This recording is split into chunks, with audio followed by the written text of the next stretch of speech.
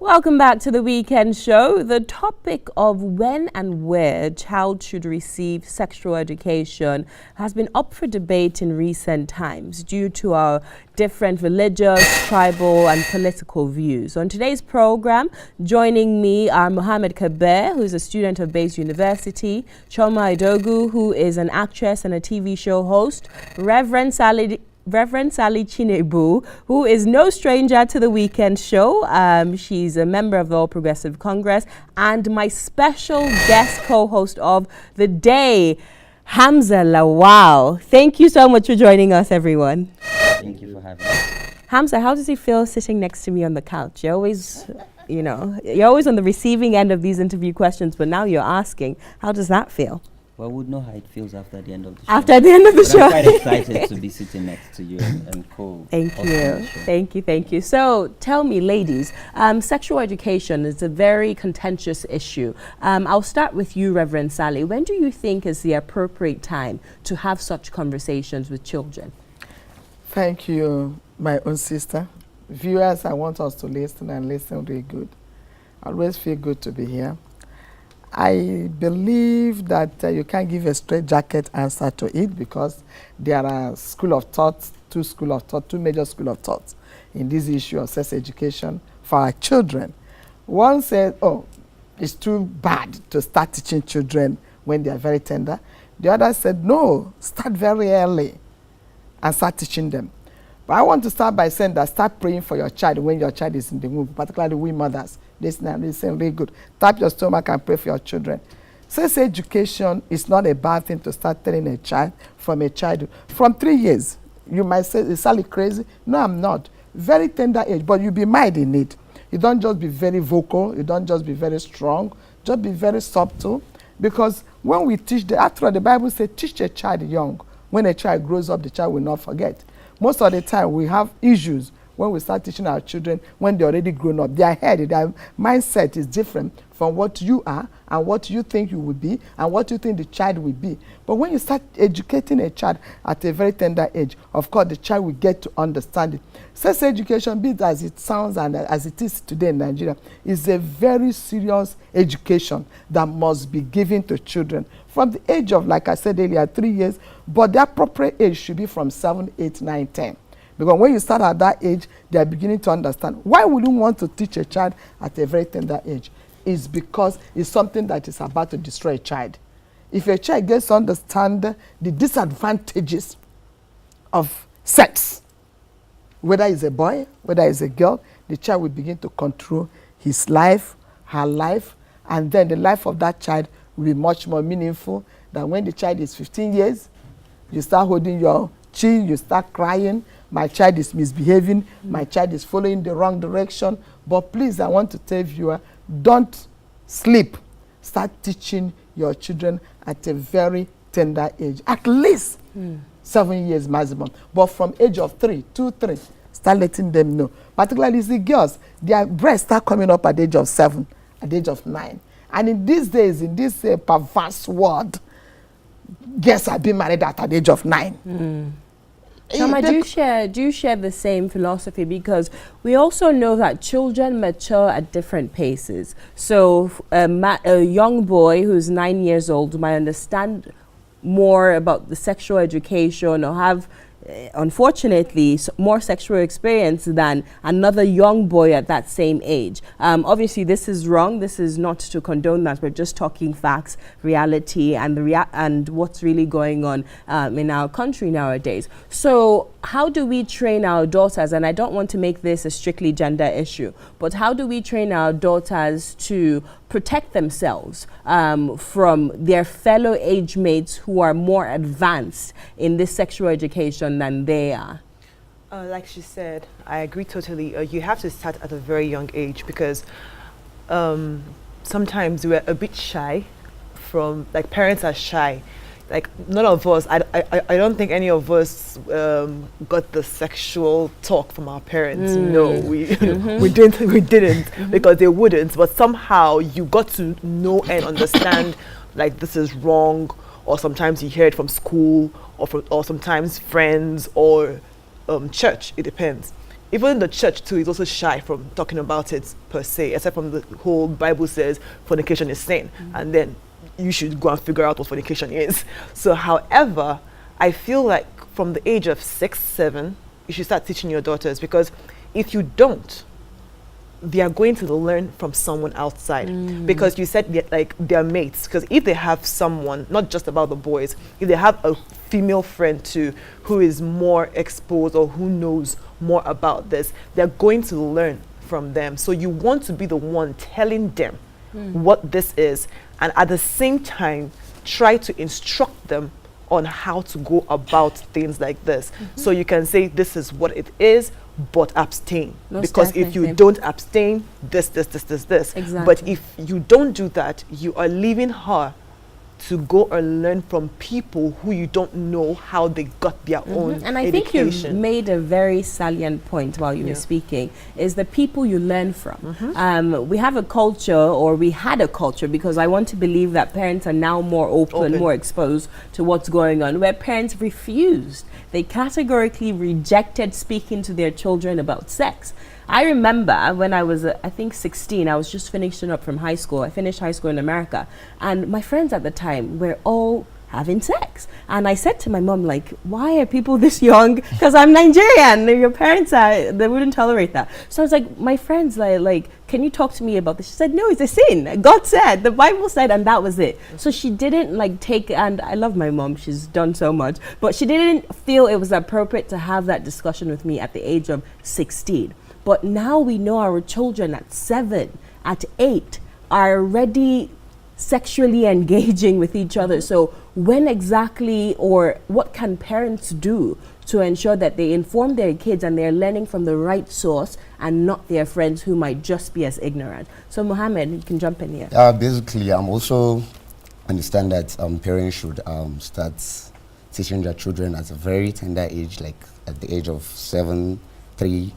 So because by the time you, a parent, actually sit down and talk to his child like one-on-one, get to know, it's better than someone just coming out of the blue moon and, teaching the child. And at the same time, if you relate it to school, you see nowadays, like back then, like in JS1, like I was being taught, there's a subject called basic science, and then there's a topic there, puberty. So by the time they taught me, I actually came back home and asked my mom that this kind of topic was being taught, and she actually guided me through. So it stands as a plus for the child, and also school also helps in that aspect. So I feel it's a very great view. So who's in the best position to teach children about sex education? Is it the father or the mother? Mother. I think both. Both, actually. Well, if you talk about the best, because it's the all-known fact, whether in Nigeria or outside Nigeria, that women, though in this generation it's like things are changing, but all the same, women give more attention to their children. But you know that the female child are mostly closer to their father. So how would you balance it? I think I can tell you, maybe as a mother and as a woman, more matured, it's difficult for men to sit down and talk about sex education with their children. From personal experiences. But it's easier for a woman, a mother, who had that child and knows the pain of your child, a 13-year-old girl, 15-year-old girl, running back home with pregnancy. So women have that attention for their children. It's a very obvious fact. To add to that, I feel both parents, even though it's difficult for men, but I feel both parents because when you have this topic, you're trying to make your kids as comfortable as possible with you to talk about things like this. So if they are being sexually abused, and let's say the mother is not around, you want your child to be able to be comfortable to come to you as a father and say, okay, I was in school or I was somewhere and this man or this woman did this to me. So both parents should be able to make their children comfortable to talk to them about these things so they can run to them if there is a sign of danger or if there's an issue or if they'll be molested. Yeah, I'm also at the point that the both parents should actually teach the child, because but as she said, mothers, like, the child is much more closer to the mother, as how it is basically in most normal scenarios. So I feel both should actually engage in teaching the child, because it's very, sometimes the girl, as he said, the girl basically is very closer to the father.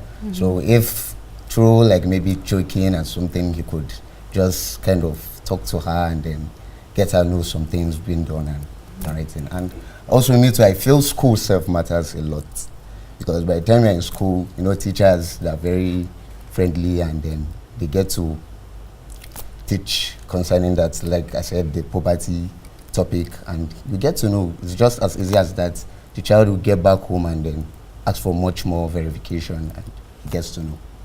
So I also wonder, like, what's the rhetoric we must use? Because with my niece, my oldest niece is, I think, 7 years old, Zoe. Hi, Zoe.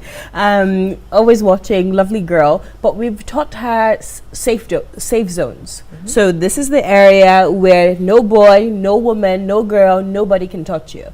And if this is done, you need to come and speak to me, your aunt. You can speak to your mom, you can speak to your dad, and they've built a relationship with her where she feels comfortable doing that.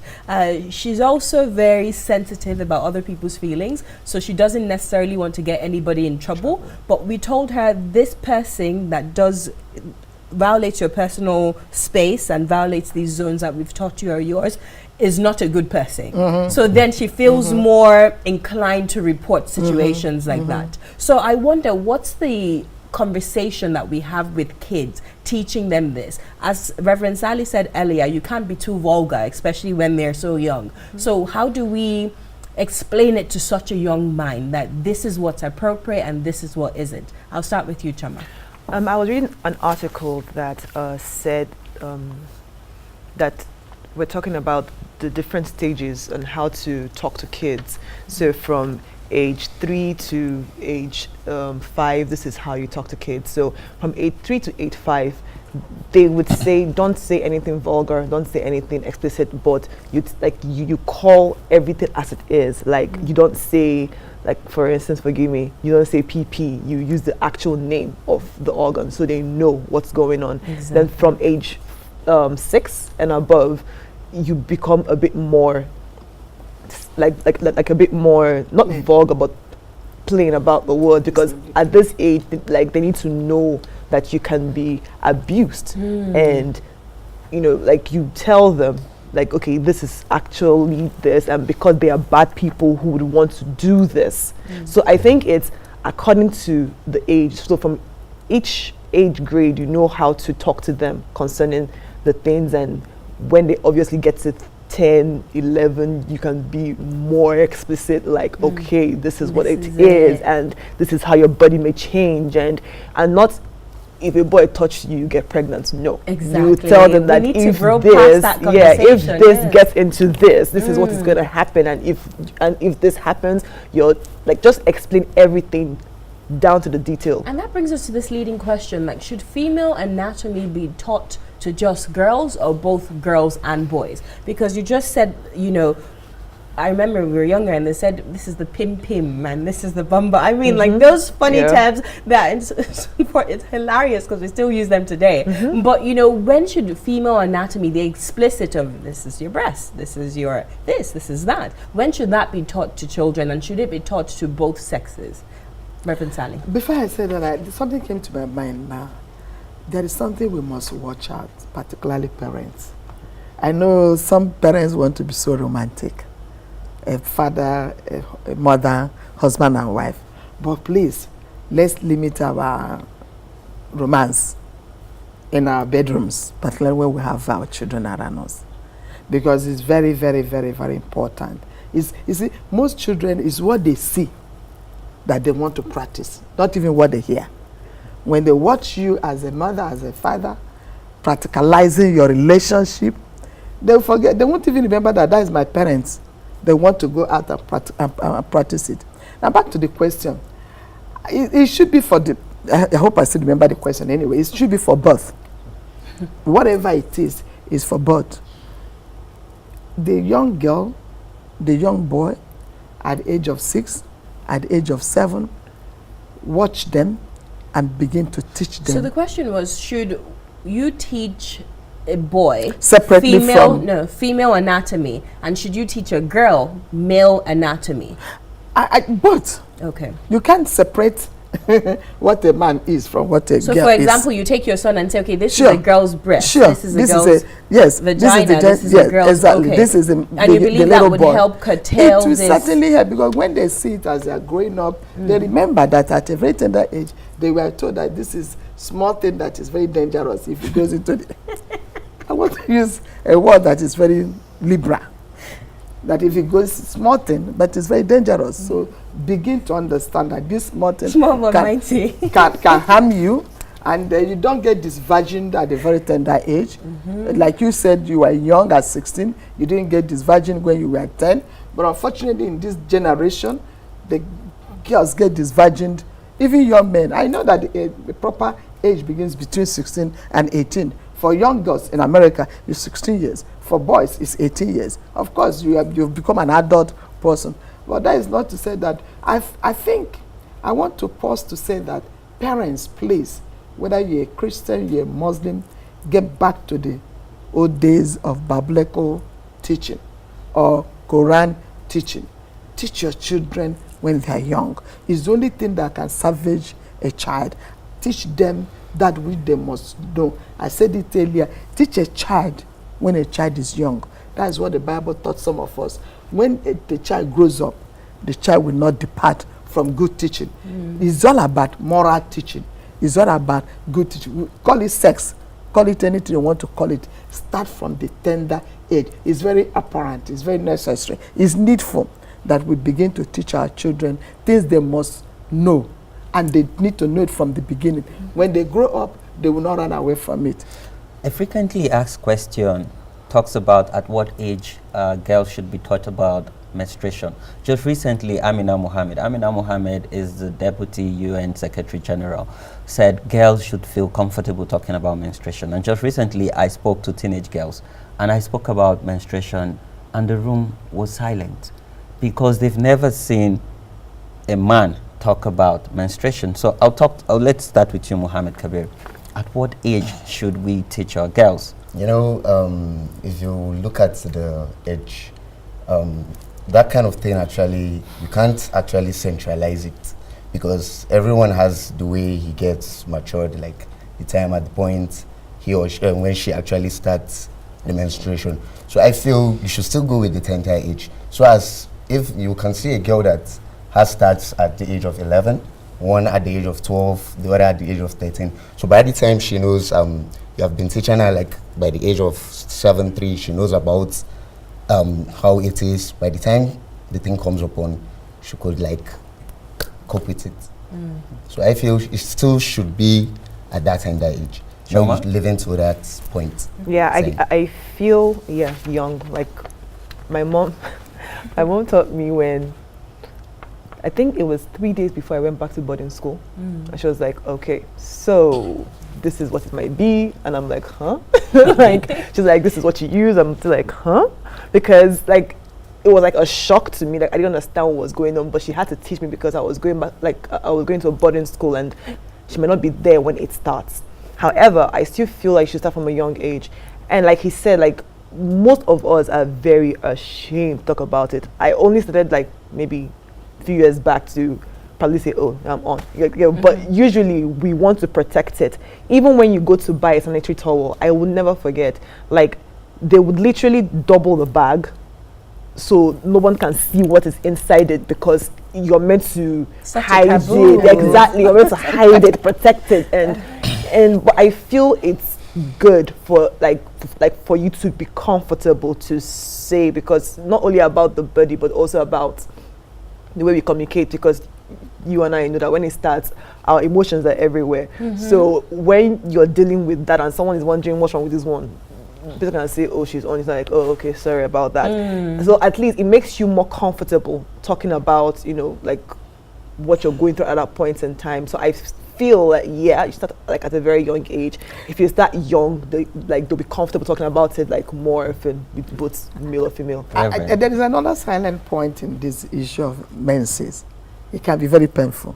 And when a child can be extremely painful, it doesn't matter the age, even if you're 10, 15, 20.